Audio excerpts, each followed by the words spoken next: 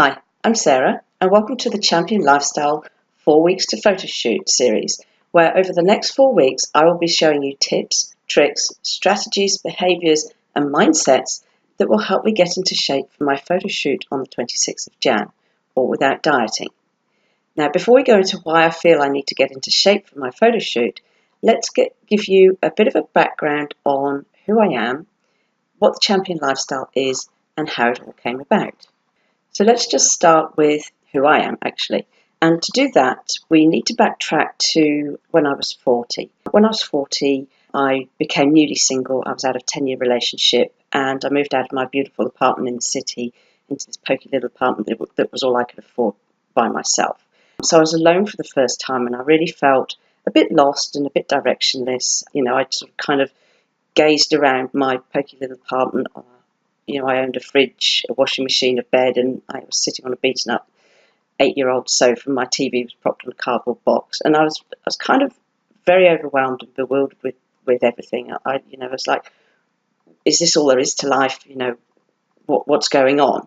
And I really needed something to get me out of this hole. And one thing that I've always loved doing, I've always been fit and sporty my whole life. And one thing that I loved doing was high altitude trekking. The goal I'd set myself to do by the time I was 40 was to climb Mount Aconcagua, which is the highest mountain in South America. Now, here I was 40, so that was what I decided to do. Let's go and climb the mountain. Now, over the course of the relationship I'd been in, I knew I wasn't as fit as I wanted to be, but I was playing tennis 4 hours a week. I cycled or walked everywhere because I didn't have a car. I decided that I needed to go and get a gym assessment before joining a gym. So I joined this gym, and the assessment had me weighing 78 kilos, 36% body fat, and squarely put me into the obese category. Now, I was absolutely mortified. Like just 7 years earlier, I tipped the scales at 48 kilograms. How the hell had I put on 30 kilos of weight? Now, I guess I'd kind of been in denial about it. I'd got to the stage where I didn't really like shopping. I didn't like looking at myself in the mirror. I wouldn't go swimming or to the beach because I just didn't like being in a swimming costume. I didn't like people seeing me. But I'd kind of been in denial about it. But now I had no choice but to face it. Here it was in black and white. I was obese. So not only was I not the fit chick who I thought I was, my whole identity was tied up with being the fit chick, but I was very definitely the fat chick. And what was left of my fragile self-confidence and self-esteem was utterly shattered. So now I was really in a mess. And I cried a lot, but crying wasn't going to fix it. So I decided that instead of Mount Aconcagua, I would change my goal to Mount Kilimanjaro. And I made the decision that has really shaped my life from here on in. And I decided that if I didn't have my health, I had nothing. And that has really formed where my life has been for the whole of the past sort of 6 to 8 years.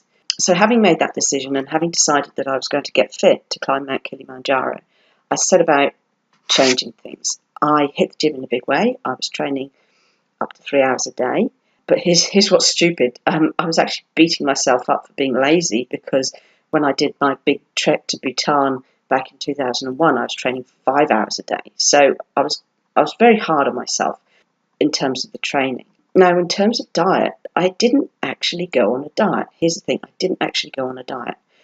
What I started doing is I started paying attention to the foods I was eating. I paid attention to how the foods made me feel emotionally, how the foods made me feel physically. Did it make me feel fat? Did it make me feel light? Did I feel heavy? And I gradually started moving towards the foods that made me feel lighter and more energetic. I also reverted to my body clock. I'm naturally a morning person, whereas when I'd been with my partner, we lived to his schedule. He worked late at nights in the wine trade. So we sort of eat when he got home, which is not my natural body clock. So I reverted to my natural body clock for eating as well. Anyway, I did all the exercise. I just changed my lifestyle, and nothing really happened for about the first 6 to 8 weeks. Then all of a sudden, I lost about 6 kilos, I think it was, in about 3 weeks. It was like my body just got it. All of a sudden, it just got it. And from that point on, the weight came off. Half a kilo, half a kilo, half a kilo, half a kilo. virtually consistently for the next 9 months. And by the time I climbed Mount Kilimanjaro, I'd lost 25 kilos. I was actually in the best shape of my life. At 41, I was at the best shape of my life. However, the story doesn't stop there. Having focused so entirely on my health and fitness, I'd neglected all other aspects of my life. Just before Christmas 2010, just a series of unbelievable events happened, and by 4 months later, when I went to the doctor about a lump under my armpit, I was diagnosed with depression. And once again, I realised that I needed to take responsibility for this. I wasn't going to become the victim. They prescribed me all of the drugs and things, and I knew how awful antidepressants are for your health. And I reverted back to my promise that I'd made myself. Health was my number one priority, and if anyone was going to fix me, it would be me. And mental health is just as part of health as is your physical health. So, searching around desperately for something positive in my life, the only thing I could think of was my health and fitness. My fitness was at an all-time high, even though my life was in a total mess. So I reverted to that. But I knew I needed help. I just couldn't deal with the overwhelm. It was all too much. So I hired a personal trainer. It was quite a revelation. Within weeks, I was getting so much amazing results that the gym actually became my sanctuary away from the mess of my life. And within a few short weeks, I'd turned my life around, started sort of to focus on new goals. And I decided that I'd reward myself with a photo shoot for my 42nd birthday as a reward for not giving up. Anyway, at that photo shoot, my photographer asked me a question that threw me for a complete loop. She said, "Are you doing the show in 2 weeks?" "What show? What are you talking about?" She said, the bodybuilding show. I still don't know what you're talking about. She said, "There's a bodybuilding, a sport, there's a show in 2 weeks. I thought you were doing it because you look like you're in shape." So I'm like, "Oh, okay." Anyway, so I went along to the show.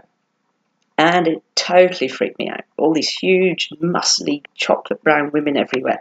It completely freaked me out so much I broke out into a rash all over my body. And the next day at training, my trainer went, "What sort of disease have you got? Get away from me." But I said to him, I went along to a bodybuilding show. Do you think I could do it? Anyway, after he'd stopped jumping around the gym in sheer joy, as it turned out, he'd been wanting me to do this feat since we started, but I didn't know this. He said, "Yes, of course you can." So I said, "Right, well, we've got 10 weeks. Anyway, sure enough, 10 weeks later, I won the state novice figure title. And then I backed it up with third at national level and third at an international competition at just my third show. Now I had direction, I had purpose. I'd found something that I'd just fallen in love with. I always love a physical challenge anyway, so this was it for me.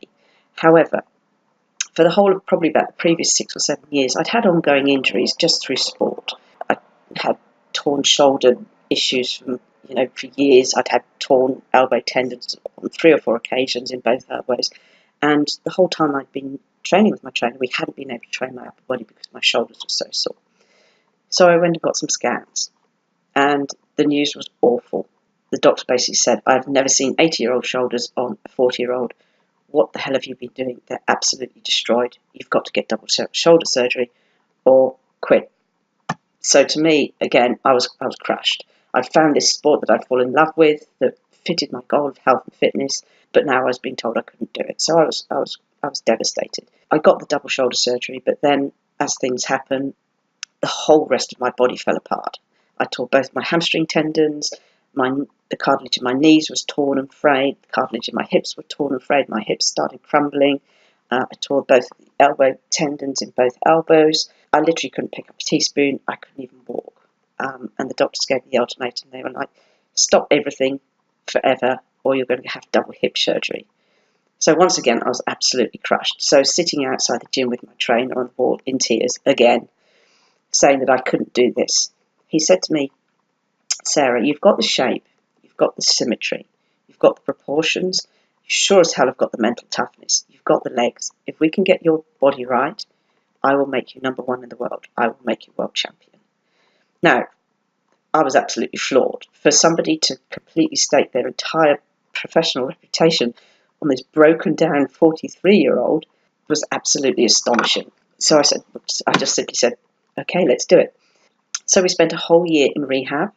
And it was that year of rehab where the strategies that I learnt during my 25 kilo weight loss really, really came into their own. I couldn't do any exercise at all, yet using what I now call the champion lifestyle strategies and behaviours, I managed to keep my weight within 2 kilograms of the stage weight I'd been at without any exercise whatsoever. And then gradually got back into bodybuilding. So at 44, I made a comeback. I won at state and national level. And then at 45, I had the most amazing 9-week season. I did 9 shows in 9 weeks in 3 different states and 3 different countries. The last 3 weeks of which I went to the US and Canada. And in 3 weeks, I won 11 world titles. I won 3 entire shows. I won every single category I entered at the age of 45. It was quite astonishing. I achieved beyond everyone's expectations. And since then, I've carried on. I'm now 5 times professional world champion as well. So what has allowed me to do this? Well, really, the reason I believe that I was able to achieve so much so quickly, and it really is actually what I've achieved is completely unique, to have come so far from such a low starting point to get to such a high point. I literally am one of the best in the world. I attribute to what I learned when I did my initial transformation. So the strategies, the eating habits, the mindset, what I learned about my body, I attribute that to helping me get as far as I did in the bodybuilding world, because it meant that I didn't change my lifestyle. I already had the lifestyle in place before I got into the bodybuilding. Okay? And this is where a lot of competitors go wrong. They treat it as an on-again, off-again diet. Anyway, we'll get into that in a second. So that's my story. What then is the champion lifestyle? As I've just alluded to, first and foremost, it is not a diet. It is a way of being.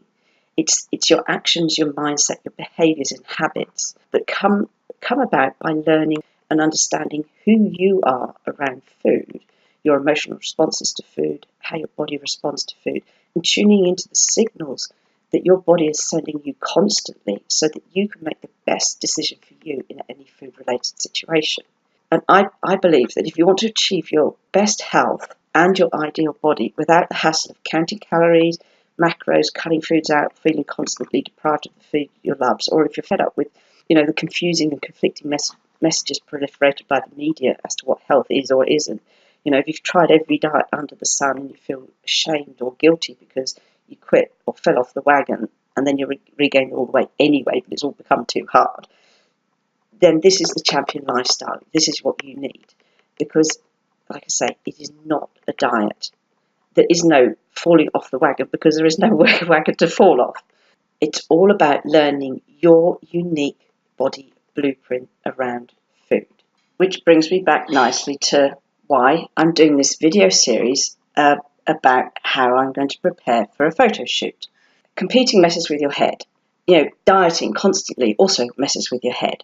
In competing, there are many ex-competitors who do a few shows, then quit because they can't deal with the emotional ups and downs associated with getting into amazing shape, then having to lose it all to return to health. It's kind of the same thing when you do a fad diet. You'll lose a ton of weight, stop the diet or quit the diet because it's ridiculous or there's too many rules and regulations that don't fit into your lifestyle, and you fall off the wagon and eventually you gain all the weight. It messes with your head. There are many ex-competitors who spiral into depression and eating disorders as a result of poor preparation processes that see them rebound badly afterwards. And it can be the same with yo-yo dieting as well. One failed diet leads to emotional issues that leads to another yo-yo diet that leads to further emotional issues. And this is kind of how you can see how eating disorders and depression can come about because of this up and down weight loss and weight regain. I'm known for my exceptional ability to do the longest and most difficult seasons. I can hold a medically unsafe 8 to 10% body fat for up to 9 months. And shut your ears, guys, I should say, without losing my period. I'm still able to hold down a full-time job, do my coaching. I'm able to mentally and emotionally cope with being strong enough to prepare competitors for stage while I'm competing as well, and do all my training and travel internationally to doing shows and not blowing out afterwards. Now, the reason I believe that I can do this is because I follow the champion lifestyle that ensures my health is as optimal as possible in the given situation. But good as I am, I'm still human, female particularly. And the fact that I've put on 9 kilos within the last 7 weeks following my last competition is making me feel fat, unfit, and generally unattractive. Now, I know this is not true, and I know that I have to regain the weight, and I know from experience that this phase only lasts about 8 weeks whilst my hormones are rebalancing, my body gets back to its set point, and finally my emotions and my headspace catch up, and I start accepting my post-competition shape. But think about this. For the last 36 months, I've been on competition for about a total of 24 months. So I'm so used to waking up, looking in the mirror and seeing lines and striations and muscle definition and abs, that it has essentially become my normal. So anything other than that, being ripped and defined, as I am now, emotionally, I'm still perceiving this as being fat.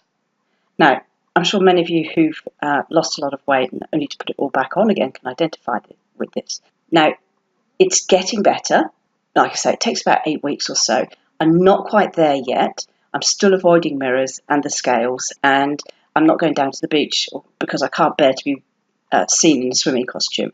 And this is why I definitely do not feel photo shoot ready, and hence why I'm going to do this video series to show how I am going to pull it back and get my head into the right space to do the photo shoot.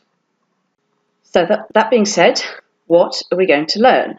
Well, as with any health program or any sort of program really, you want to make sure that before you start, you set up your environment, or you assess your environment, and then you set it up for success. So we'll definitely go through that. In this case, we're also going to go through shopping for foods. We'll go through how to know what is the right amount of food for you without cutting calories, weighing or measuring, tiny little portion sizes. We'll teach you a way that you can identify the right amount of food for you in any given situation.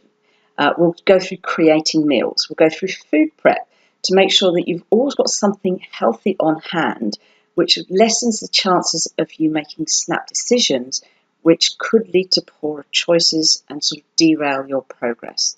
We'll talk about being prepared, and we'll definitely cover activity at some point as well, and then whatever else I can think of. So stay tuned or tune in regularly. What I will also do is I will do a weekly check-in with my progress. So follow along, learn how you can start implementing the champion lifestyle for yourself.